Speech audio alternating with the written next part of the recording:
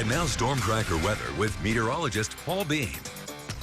All right, let's take a look at those flood warnings. Even though we've seen very clear skies and not a lot of rain, those flood warnings still have been in place, although a lot of them have been dispersing. The only one left is the one over the Central Mountain area in the Mackay Sun Valley region, and that does include the Big Lost River. However, the Big Lost River itself has had its specific flood warning taken off and is only in the minor flooding expected category. So we're seeing an improvement in that area as well as in general for those flooding warnings.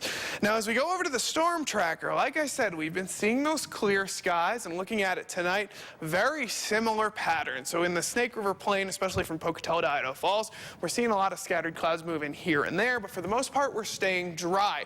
Now, for tonight anyway, that's not the case for the entire region. The Central Mountains do have a little bit of scattered rain moving through. As I zoom out, you get a better look. We do have this wave of clouds moving through. That band's going to move through, and in Central Mountains, so you're going to see a little bit of rain here and there. We've already seen a couple lightning strikes up in the Chalice area, but like I said, very minor and very scattered thunderstorms moving through. Most of that moisture will be out by the morning hours, and as we move forward, it's definitely going to be clear once again, and with those clear conditions also bring a rise in temperatures. Taking a look at what we're going to see tonight, though, those lows still on the lower side, but they have been improving as we move along last week. 55 in Pocatello, 55 in Idaho Falls as well, and we had the lows in those 40s, so we're seeing a nice improvement in that as well, so not as cold during the nighttime. Central Mountains see that chance of rain moving through. And those temperatures, once again, mid-50s, starting to improve on those lows. And then, of course, for the highlands in western Wyoming, also seeing scattered clouds and improving on those lows as well. 48 in Island Park, 45 in Jackson, and, of course, 39 in Yellowstone. So at least all of the lows now are above freezing. Yellowstone has improved enough to see those upper 30s.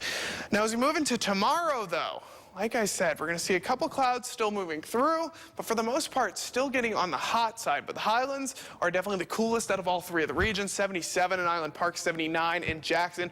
Mostly cloudy conditions. And as we go over to the Central Mountains, all of that rain has scattered out through the night. Seeing more of those scattered clouds move through. 88 in Chalice, 90 in Salmon. So for the first time in, I think, a week now, Salmon has cracked the 90s. Central Mountains seeing those warmer temperatures. Then finally, for the Snake River Plain, like I said, we're starting to crack those 90s. 91 in Pocatello, 91 in Blackfoot, and seeing some of those upper 80s in Rexburg and St. Anthony. But for the most part, almost everybody's going to be sticking to above those 90s for the next 7 days. And of course, varying clouds. So partly cloudy here in Pocatello, but as you move north a little bit more, so Idaho Falls has mostly cloudy conditions as we move forward.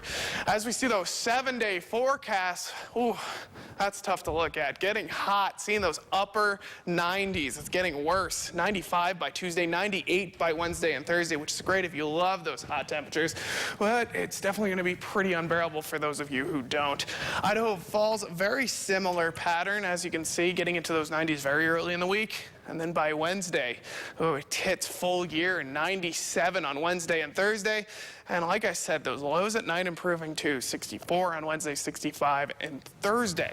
And if you're a fan of those cooler temperatures, maybe the Teton area is where you want to go on a visit for this week, because it's going to be a little bit cooler, only getting into those mid to upper 80s, 88 by Wednesday and Thursday. But like I said, it's definitely warmer than what we've seen recently. We've been seeing a lot of those 70s, but now we're getting back into those mid 80s. And then finally for the Central Mountains, and kind of hard to find different ways to say this, but it's going to be hot and clear.